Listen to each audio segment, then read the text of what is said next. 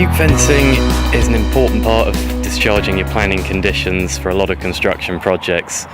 Wherever you've got newts, particularly great crested newts on site, you're dealing with a protected species that has a lot of legislation and regulation attached.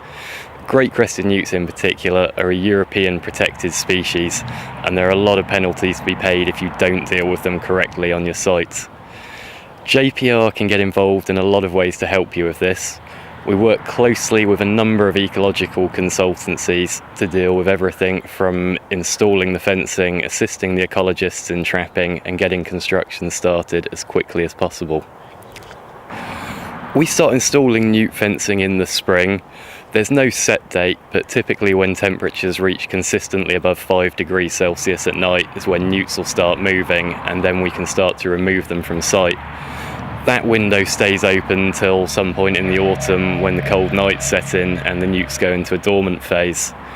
It's really important to plan in advance for these works. The sooner you can get them started in the spring, the more chance you've got of having your construction start that year. Delays are possible if you miss the window and can cause significant setbacks to projects. So to remove newts from a site, we'd normally secure the boundary with what we call a semi-permanent newt fence, which would stay in place for the duration of construction. Typically this is a 1 millimetre thick plastic barrier which stands up well to construction activities. On a large site, we would then look to split that into segments using a lighter weight drift fence.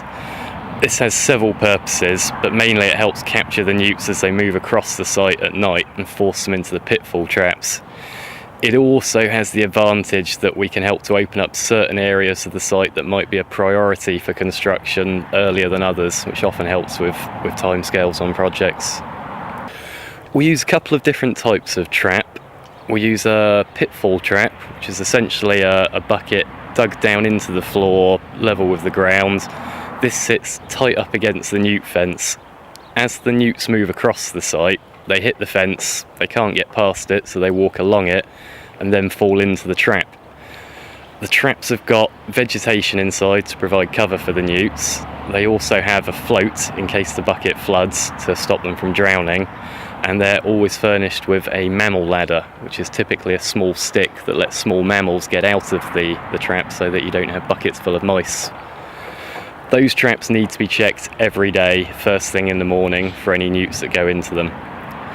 We also put down refuges, which are essentially carpet tiles.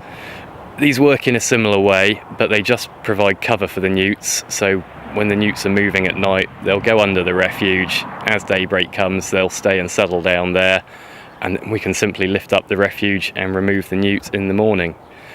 These are slightly advantageous over the pitfall traps in that they don't have to be checked every 24 hours because there isn't a welfare issue for the animals involved. We install a range of newt fences, starting with our cheaper drift fence, which is often used to segment the site for trapping purposes. This is made of a plastic roll of 1000 gauge or 0.25 of a millimetre thick plastic. It's very easy to install, very cost effective, but it doesn't stand up to too much construction activity. Moving up from there, we have what we call the semi-permanent fence, which is a 1 millimetre thick solid plastic fence. This comes in a range of sort of sizes and shapes. We can install it in shorter panels for trickier areas, or it comes on continuous rolls up to 200 metres long. That provides a great advantage because there are no joins in the fence, so you really do get a watertight newt fence. We can also install one-way newt fences, which allow amphibians or reptiles to climb up the fence and get over from one side, so they can exit the site, but they can't get back in from the other way. These fences sit at a 45-degree angle essentially, so they're climbable from one side and have a heavy overhang on the other. We can also install, if needed, more permanent types of newt fencing. These range from a 3 millimetre thick plastic barrier all the way up to a 3 millimetre thick steel barrier for very long-term options.